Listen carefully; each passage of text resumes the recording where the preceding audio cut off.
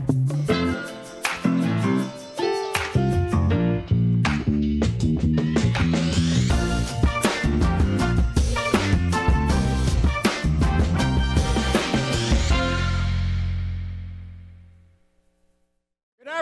everybody.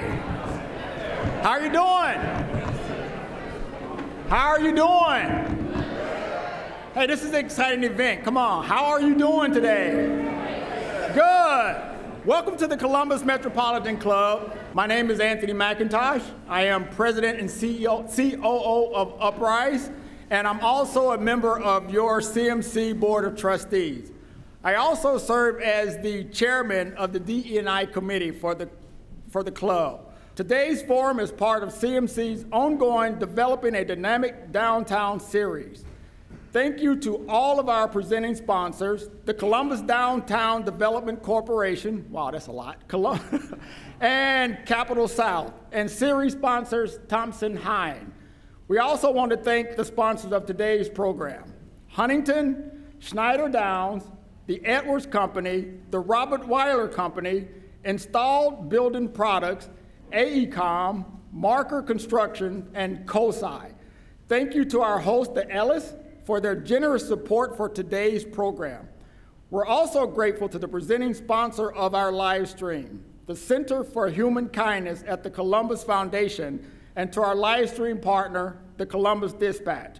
Now, can everyone just put your hands together to thank all of our sponsors today?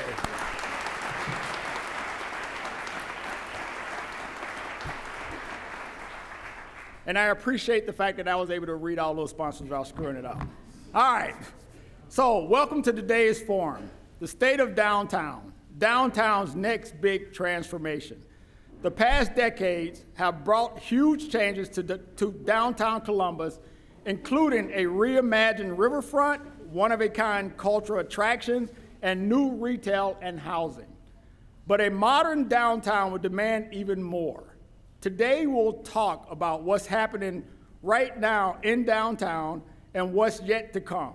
We'll also be the first to hear about a brand new initiative to enhance connectivity in the core of our city. To introduce today's panelists, please welcome John Koff from series sponsor Thompson Hine. John?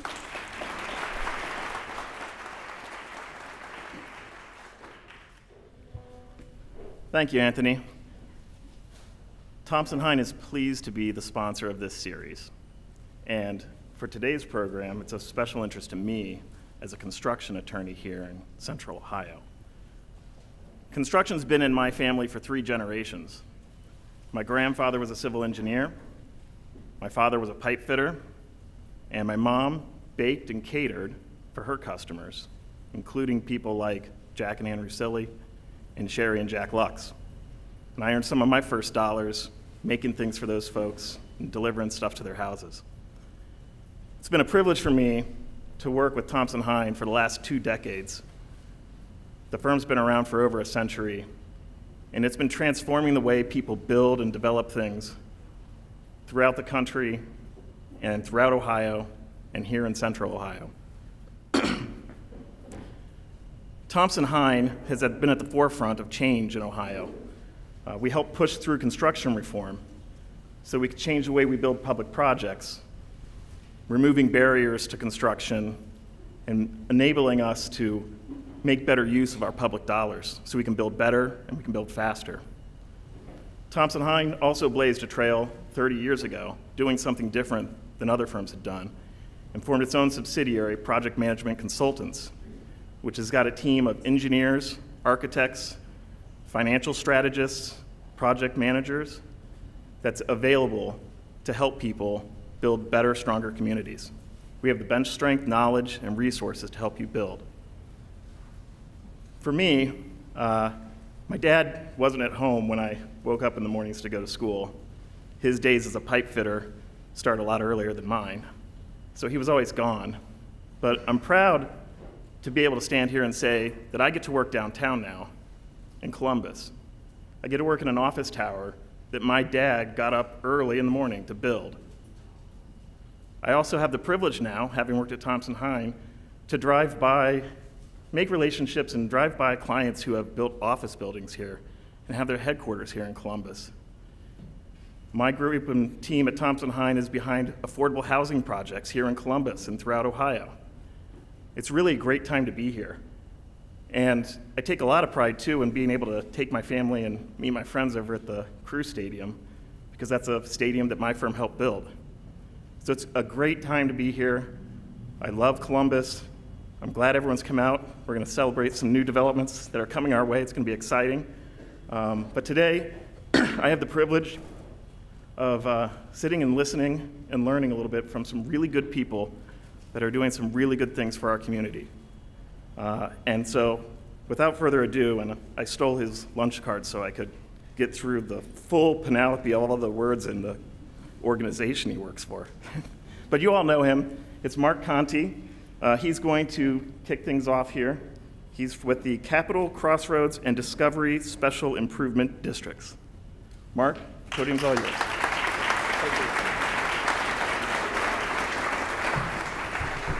Thank you, John, and thank you to the Columbus Metropolitan Club for hosting the forum again this year. My own story about my dad's background: he's a retired iron worker, and even though we grew up in Cleveland, he had work down here. So I remember coming down here in the 70s to see the job site at Nationwide Plaza 1, and then again later at the Ohio Center and the Hyatt. So it is wonderful to see those buildings every day while working downtown. It's an honor to be here to present the annual State of Downtown report as produced by the staff of the Capital, Crossroads, and Discovery Special Improvement Districts. You can find the full report online at downtownservices.org or by scanning the QR code on the card on your table. I'm delighted to share positive news about the ongoing strength of downtown investment. In 2023, we witnessed the completion of $206 million of new private investments with an additional $803 million currently underway. We saw significant completions west of the river with the completion of the Junto Hotel and one at the Peninsula. And then Current, which is this beautiful, spectacular public art piece over Gay and High from Janet Eckelman's on the cover of our report, that debuted this year. And also at this intersection, we'll be seeing the long-awaited renovation of the Madison as that nears completion, and 2 new restaurants set to open this quarter, adding to the vitality of that intersection. The downtown population continued to increase. It now stands at 12,000 residents. With 1,600 more units under construction right now, we should see the population grow to 13,000 by the end of this year and up to 16,000 by the end of 2026.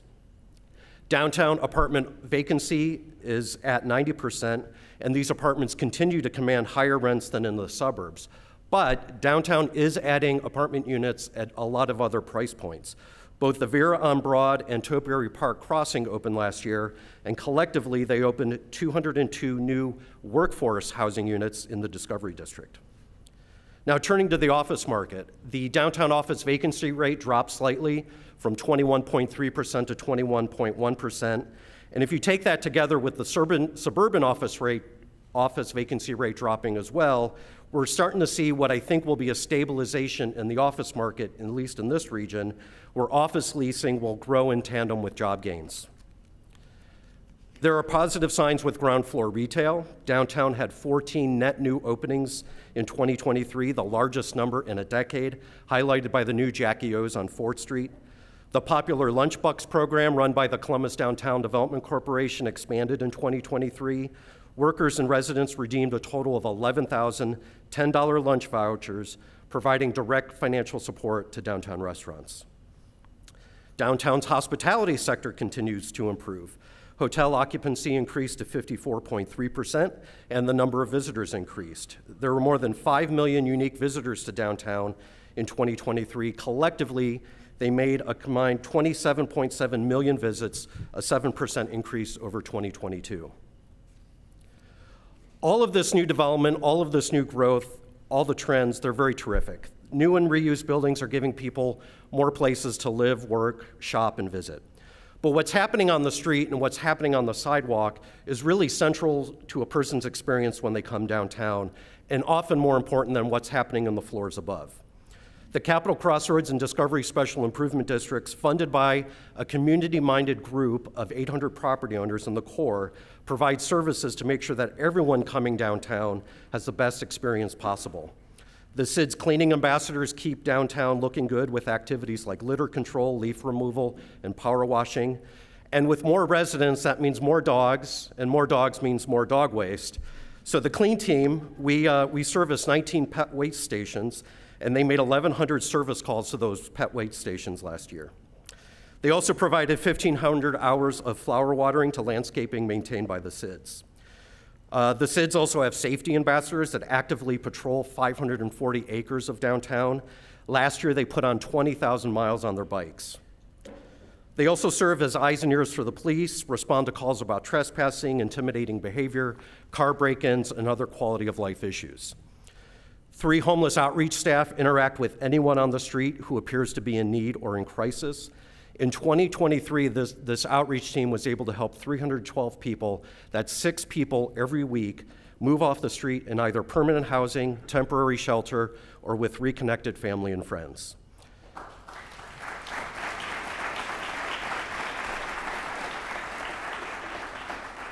And there's an incredible amount of work going on behind the scenes most people will never see, but all goes into making downtown the safest precinct in the city.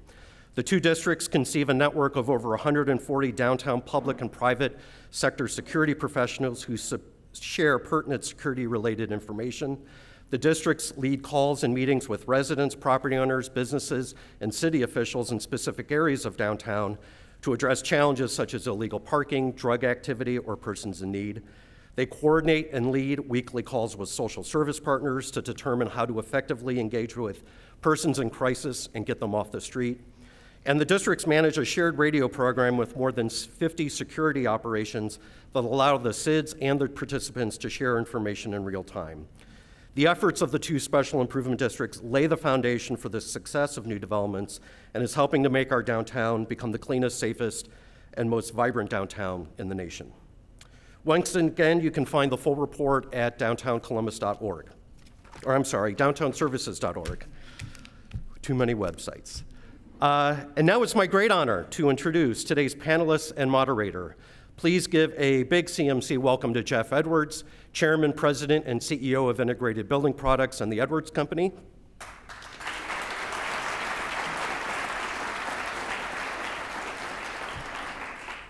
The Honorable Andrew J. Ginther, Mayor of the great city of Columbus.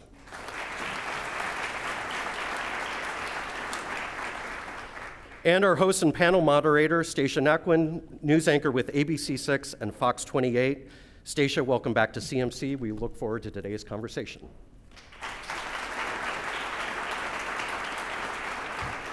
Thank you so much. Very excited to be here with you. Today is part of the Dynamic Downtown series. And I think that word is so key when we're talking about dynamic. What a wonderful way to describe our downtown. We're talking about energy. We're talking about vibrancy. We are talking about force, motion. There is a lot happening, and there's so much that we want to share with you today about what comes next. So with that, I'm going to open it up with Mayor Ginther. There is some very exciting news that you are here to share about what's next for downtown. Tell us what is happening. Well, thank you so much to the Metropolitan Club and Stacia and Jeff for joining me today to talk a little bit about this exciting new effort that we think is really going to help bring new life and take our efforts downtown to a whole new level. You know, I often say that my top 3 priorities are neighborhoods, neighborhoods, neighborhoods. Well, downtown is everybody's neighborhood. But throughout our history, not everybody has felt welcome in downtown. And so a big push for us has been around affordable housing. And what we're going to share today and talk about is a new Capitol line that will help to connect through a 2-mile loop some of the great amenities that we've invested in together as a community over the last couple of decades, really bringing them to life and starting to leverage underutilized space and area in downtown to bring it to life for tourists, visitors, our families, folks that live throughout this community and region, for everybody to make sure whether you're on 4 wheels or 2 wheels or 2 feet, that you feel safe and welcome downtown and experiencing some incredible amenities. I have a volleyballer in our household, so we spend a lot of time in convention centers in different places around the country. And about a month ago or so, we were blessed on a mild day to be in Indianapolis.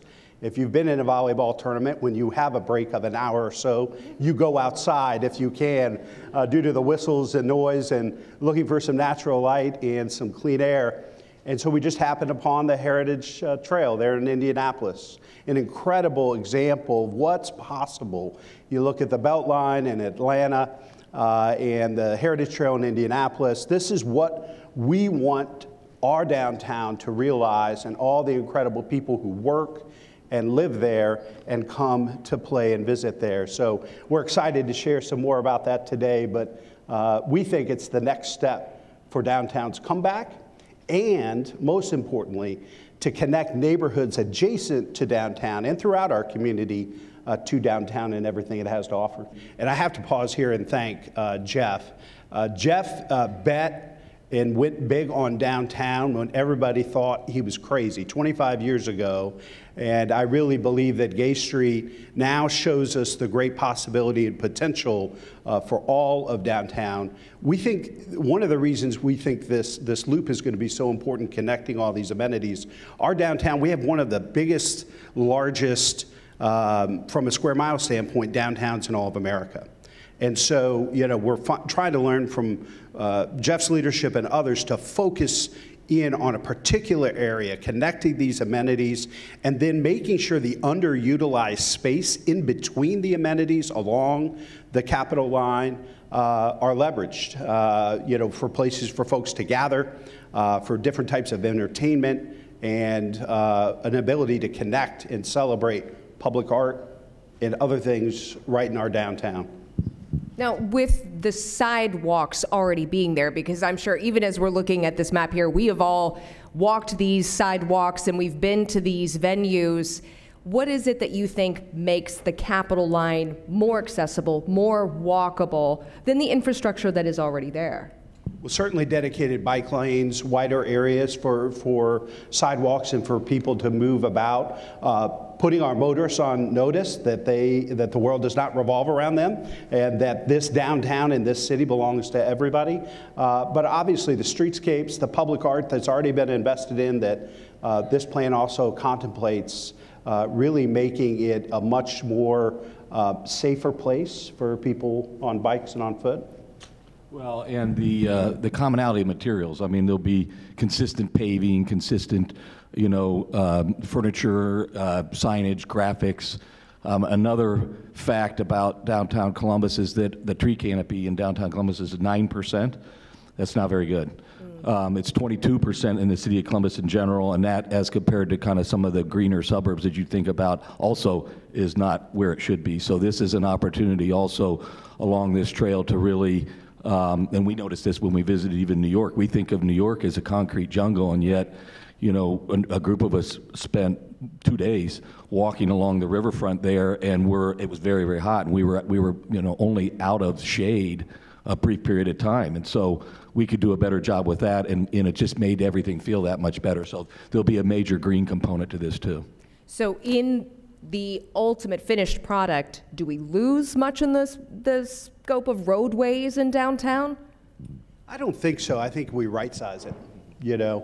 People will still be able to travel, but right now when you look at a lot of downtown areas, and certainly what's envisioned and contemplated with the Capitol line, it's all designed and revolves around vehicles, car vehicles. And we still know that 80% of the cars on the roadways in Central Ohio are driving around with one person in them. That's not a place where you can create what we're contemplating here, a place where folks feel safe, welcome, and able to enjoy these incredible amenities. I mean, just think about the field trip possibilities. I'm thinking about my 13-year-old in our class.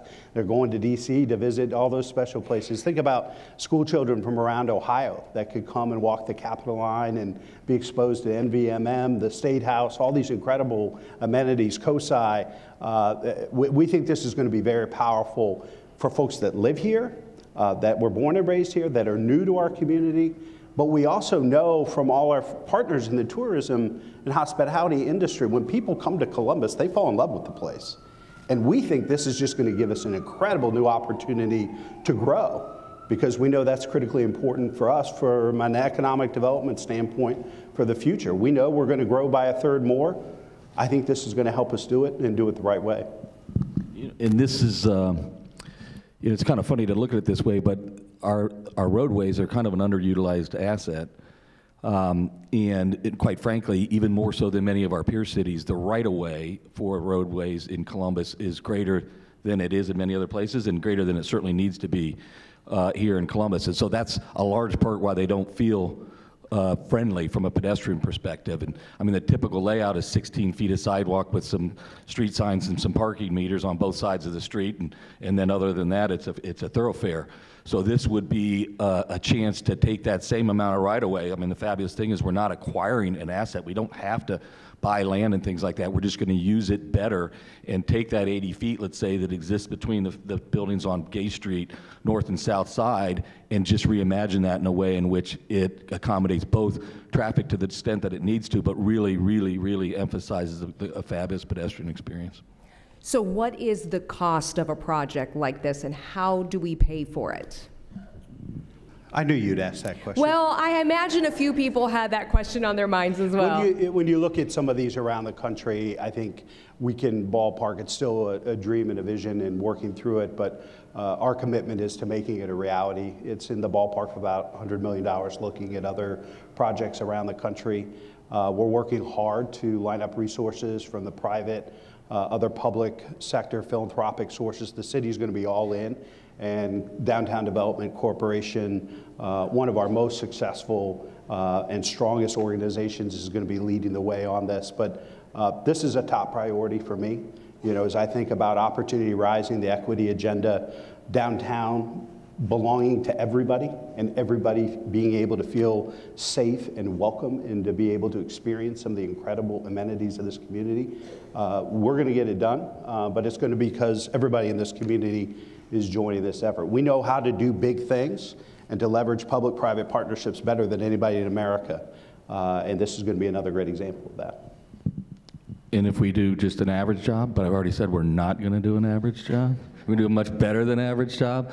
But an average job, if you look at some of the other cities that have done this, that $100 million would be returned at a ratio of, for $1 invested, you get $27 back in increased development. So spots along the trail or along the line that right now might not be prime for development really immediately become prime for development, and the density starts to fill in around and inside of this trail.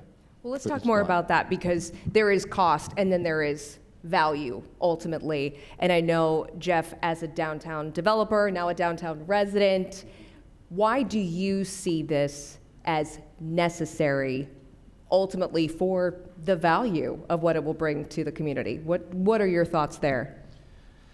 Well, I mean, as we shift, I think we all know, away from 5 days a week, 40 hours a week, if not more, in the office, and downtown shifts from really a place to work and not so much live, but to one where we really have to encourage the livability. I think ultimately this is a huge attraction for those that would live downtown.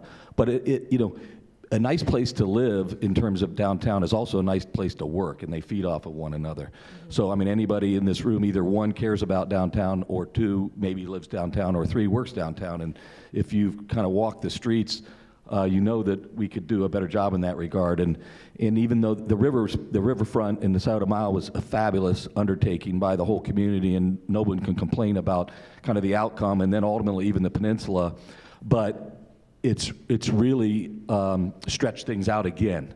And we suffer a little bit from that lack of connectivity and that lack of density.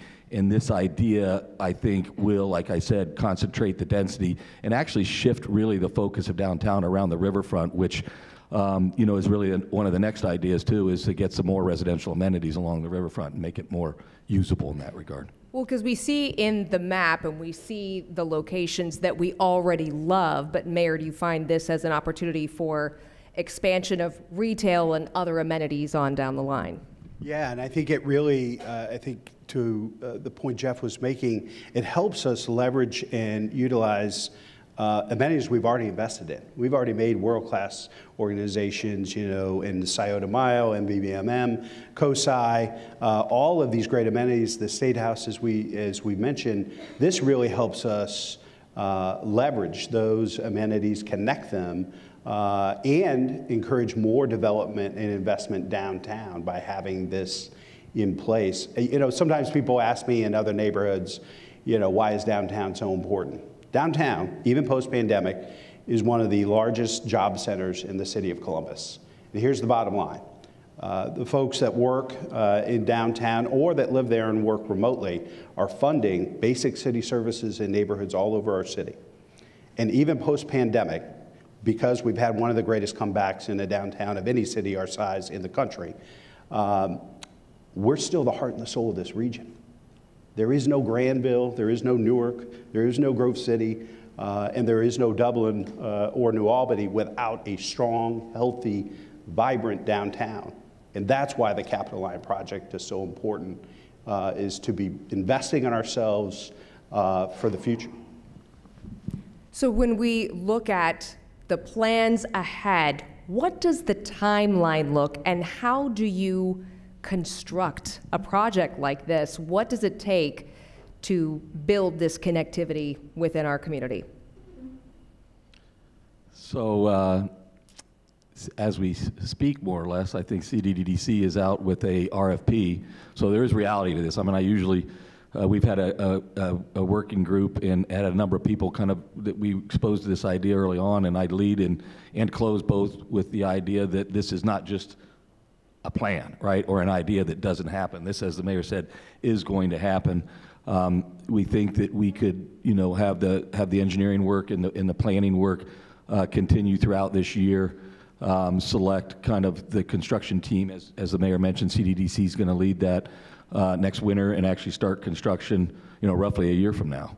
And it would be phased clearly over time, probably 4 phases. And theoretically, more than theoretically, the plan would be to be completed by 2028. That'll be here before we know it. Yeah, and it's critical. When you take it all of these other public-private partnerships, it's required significant amount of collaboration, cooperation, partnership. This is going to require that and then some. And so clearly our departments of public service, utilities, development are all going to be involved, but they all understand this is a top priority and we're going to get it done. But we're going to need all our partners in the room to step up to help to make sure that we realize this vision and becomes a reality for this community for the future. We can tell you're excited about these plans. What are you most excited about when you look at the images that you've brought and the map that will soon be? What are you most excited about for each of you? And this will be our last question before we open it up to our online forum. I'm sure Jeff will give you a very impressive developer design perspective answer. Mine's very simple, that regardless of whether you're born and raised in this community or you came here last night from wherever in the world, around the state or the country, that you're going to see yourself in downtown and to know that you belong, that everybody belongs in downtown. Jeff? I'm most excited that I heard the mayor just basically say what he said when we went to him with the current sculpture, and that was to tell everybody involved that the answer is yes, figure out how to get there. So this will not be without a lot of effort on a lot of people's part. There will be challenges and hurdles. Ultimately, I think the end product will speak for itself, but it's going to take the mayor and others saying the answer is yes, let's get this done. So. Now, it is CMC's longstanding tradition to take audience questions. I'm sure you have some based on what you've heard and learned today. So we're going to move to questions from our live stream and in-person audiences. So if you are watching online, we hope you are typing those questions in as well. So we've got Doug in the back with CMC curating those questions from our live stream audience. So Jeff, Mayor Ginther, thank you both for what you've shared today. And for those of you in person who have questions for us, we hope you will line up as well with your questions. So Doug, what is the first question that you have today? Stacia, thank you, and thank you to today's panelists, Jeff Edwards and Mary Ginther. Thank you very much. I know many of you here in the audience have questions for us, so please come on up here and line up behind me. Please do keep in mind that great questions at CMC have two things in common. They take less than 30 seconds to ask, and they end with a question mark. So here is the first question. This viewer is curious to know how this plan intersects with plans for public art in Columbus, and if so.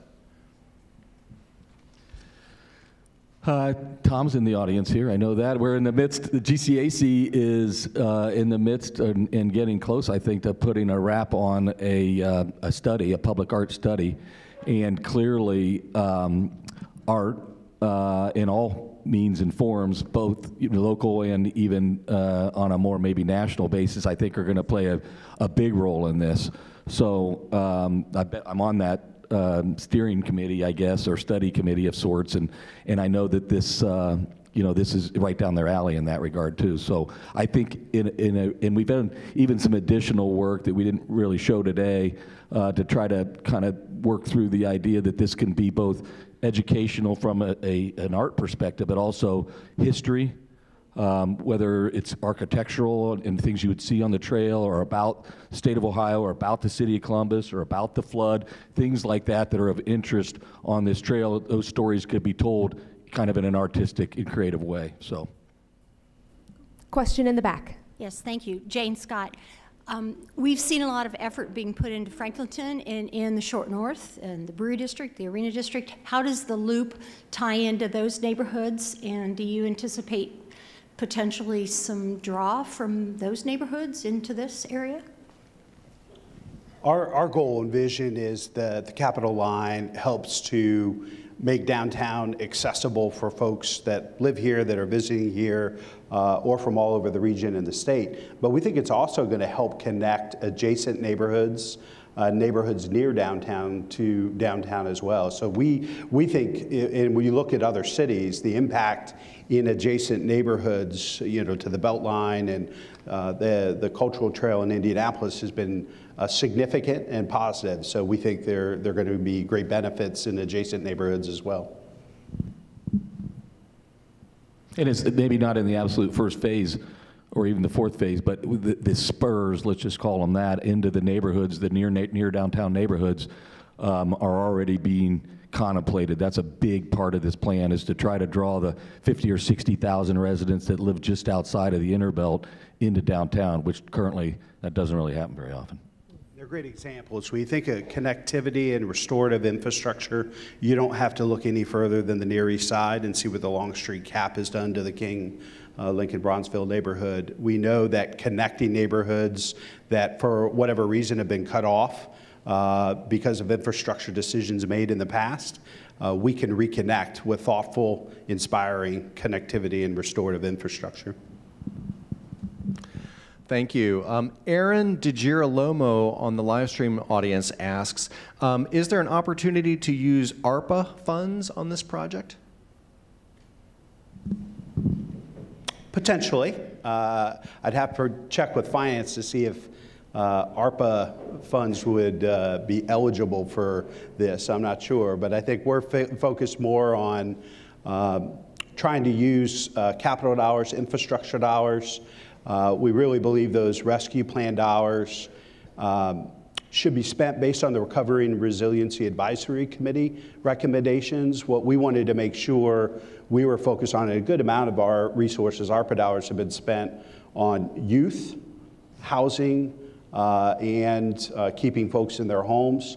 A lot of the recommendations focused on how can we have a more dynamic and inclusive recovery from the pandemic than we had from the Great Recession. We wanted to do things differently, be purposeful and intentional. And so we're going to continue to focus on housing, wealth building, and expanding opportunities for folks who have been most negatively, disproportionately impacted by the pandemic. But we're all ears for other ideas. Hi, Hillary Kirchner, first-time guest. So thank you for this great idea. You mentioned that downtown is for everyone, and I agree. As a member of NABO Columbus, I I was wondering what's being done to ensure that small, diverse businesses and populations in the area are involved in building this transformation, and how can we increase that diversity? Great question, and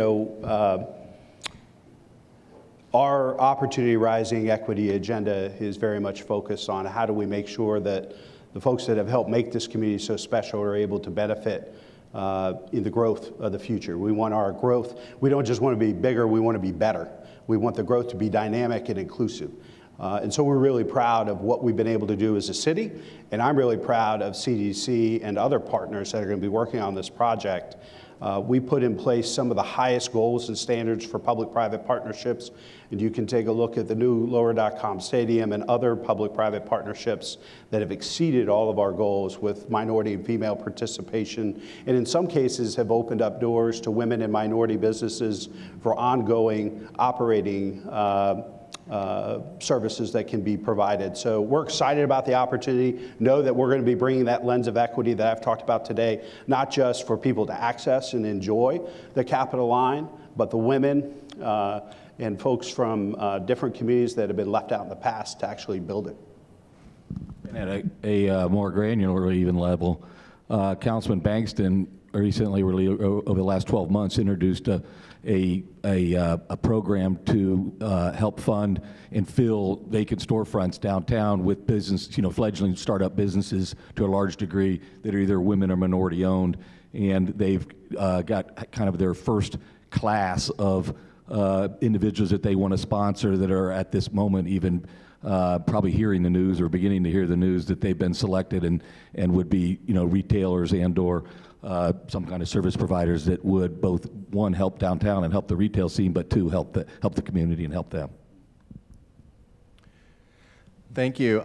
Joseph Koralewski asks, does this plan, or maybe other plans, contemplate 4th Street and subsequently 3rd Street becoming two-way streets?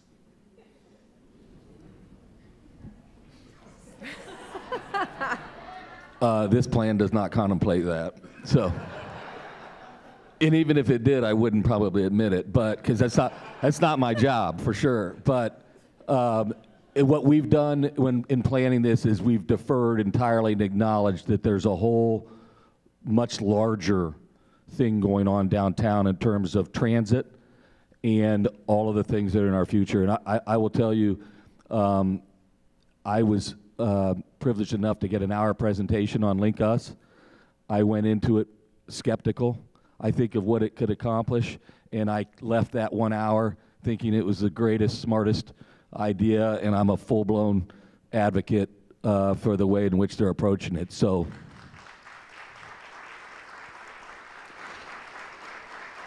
That's an unpaid advertisement for next week's CMC when we're back here to talk about Link Us, but I think it's a great point. What we envision and what we are going to do as a community with this Capitol Line project can only really be fully realized if we're successful in passing and implementing the Link Us initiative. It will be a game changer for our community. And we'll take this Capitol Line project and make it a national icon. From what you've seen with the other examples, Indianapolis, and I know you said, we're going to do it better. What specifically are you targeting that you've seen that you thought, oh, we could definitely do that way better? What are you excited to accomplish to take it to the next level based on what you've seen? I think both the mayor and myself mentioned, the building blocks that we're building off of, the Scioto Mile and the Vets Museum and Columbus Commons, these are world-class kind of assets, again, that just lack the connectivity. In Indianapolis, they built the trail first and then had to think about doing these other investments. So for us, it's easier in that regard. But their trail is maybe 12 feet wide. It's very nice, and it's a dream to ride a bike on. But we're thinking bigger than that, right? And more like 30 feet wide and much more green, and being able to really tell these architectural and historical stories through art and through other experiences. And there's a little bit of that on those other trails, but not to the extent I think that we could do it here. Doug? Thank you. Car-free, pedestrian-only streets seem to create great neighborhood vibes in many cities around the world. Are any pedestrian-only streets in Columbus's future? You know, anything's possible. We think that right-sizing these streets downtown can get us a great deal of benefit for folks to experience some of these incredible amenities and experience the connectivity of the Capitol Line project, whether you're on foot, bike, or in a vehicle.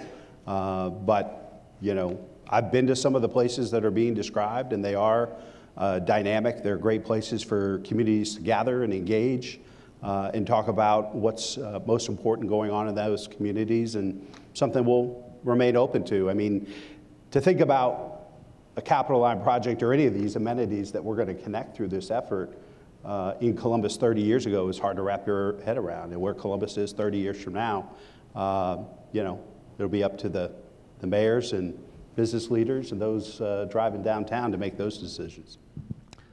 There'll certainly be streets, I think, even in this plan, specifically maybe even Gay Street, where it's maybe going to be more comfortable to be on foot or on a bike than it will be. And comfort's not the right word. It'll be very convenient to be on foot or on a bike, and maybe less so to be in a car. And that's okay, because one of the things we looked at was other, really streets as places, right?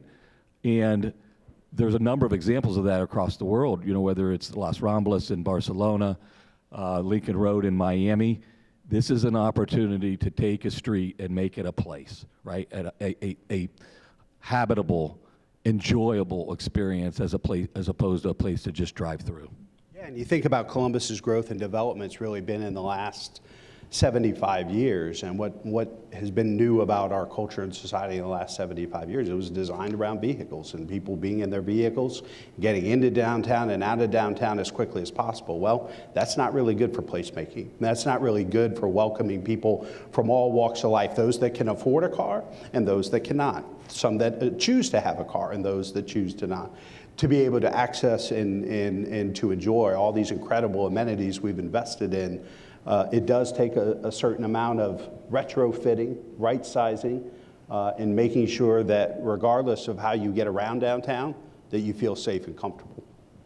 Question here in our live audience.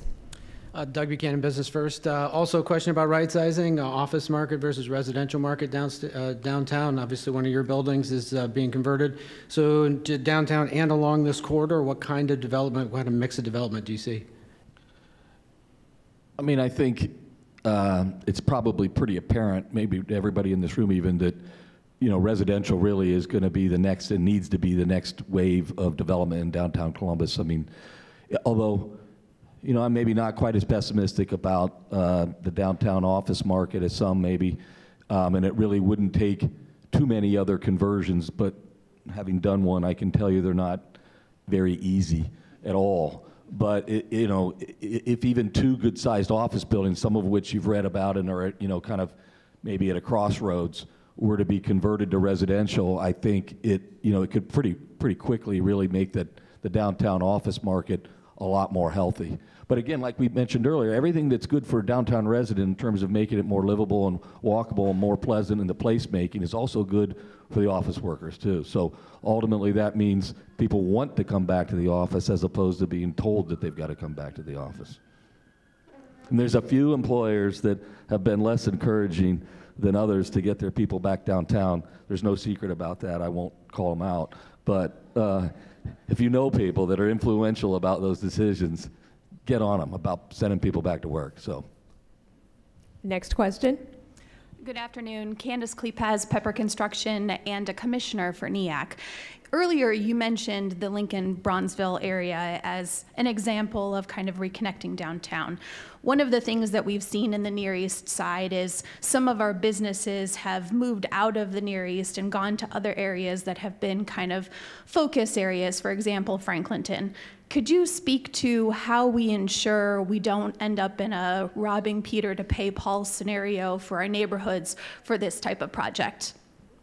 Yeah, it's very fair, and I appreciate you raising it. We have to be focused on keeping the small businesses that exist in this neighborhood and in neighborhoods throughout the city, but also continue to grow and help, as Jeff mentioned, one of the folks championing the Accelerate Columbus effort, it's Councilmember Nick Bankston. He's done a great job working with development to help prepare our small minority female-owned businesses in downtown to grow and expand. And so that effort is going to be working alongside the Capitol Line project, because not only do we want folks from all over the community to be part of the building of the future, we want them to be part of the benefiting of the future. And so that's going to be critically important for us to make sure that all that we're doing with small minority and female-owned businesses as a city and as a community is focused on how to really leverage and take advantage of this investment in this project for the future. Hi, Kelly Stevelt. I am really excited to hear about this. I lived in Washington, D.C. for a while and was car-free, and I really loved it and missed it. Part of what made that possible, though, was that there were lots of farmers markets, grocery stores, things that you could access. How does this plan take that into account as we think about adding more residential downtown?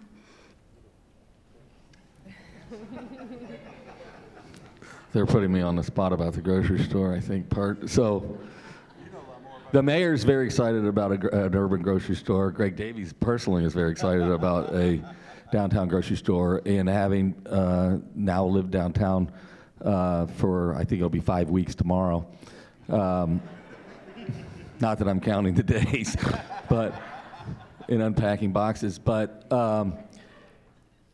it is important. I think it's as much important, I think, that in terms of perception, of having, and that's not to say that there are not places to go grocery shopping near, in what in other cities would be considered pretty urban, right? Like the Kroger in the Brewery District. There's a new Lucky's almost open, I believe, on Neal Avenue, just out barely into Victorian Village from the Arena District. We have had the Hills Market in the neighborhood launch area for a decade or so. Clearly, though, a full-blown urban format major grocery store potentially on the peninsula, that's what I hear, would be a boon in that regard. I mean, funny enough, I think we saw 2 or 3 downtown grocery stores on our Indianapolis little bike ride. So it's doable. Thank you.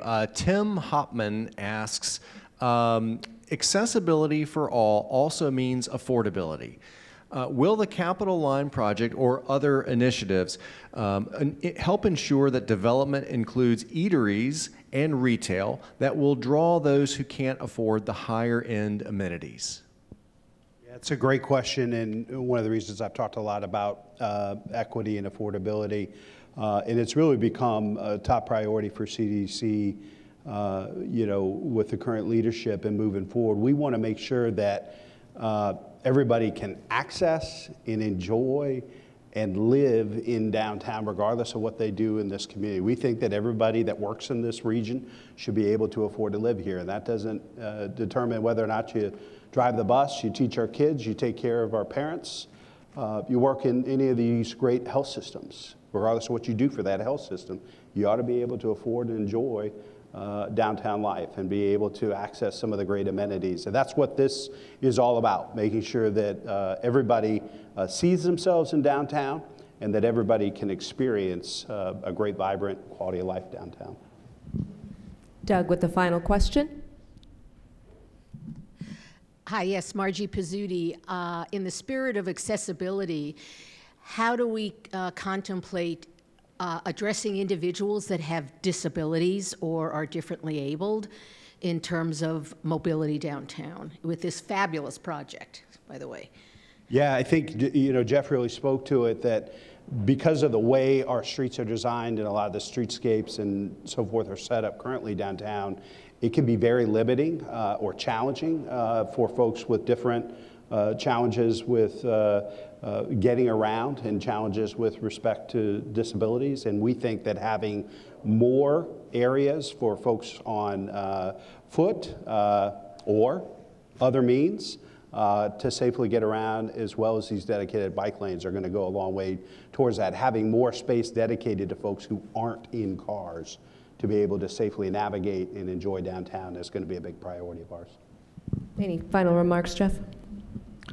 Just on that point, that I mean, it would be, basically mandated, and that's one, because it's the right thing to do, but two, because it will be. I mean, that's will be a requirement from an architectural and design perspective, that it be fully accessible in every way conceivable in that regard. So. Well, we wish we had more time to discuss, and we are getting the wrap at this point. So we're going to turn over to Anthony McIntosh for concluding remarks on the Capitol line and our dynamic downtown.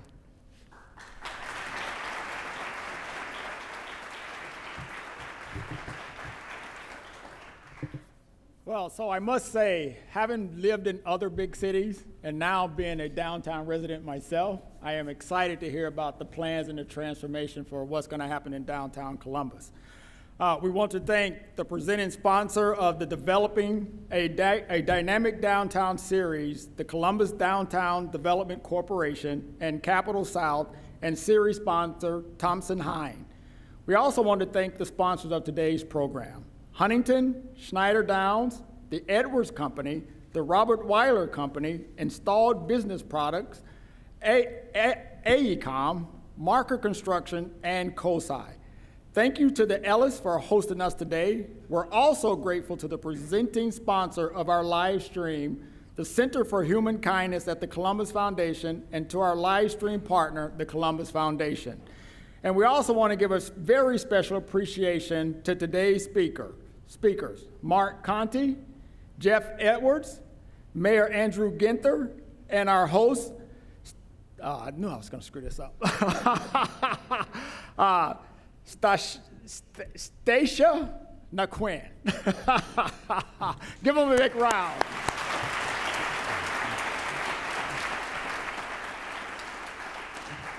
So we've already heard teasers for next week's forum.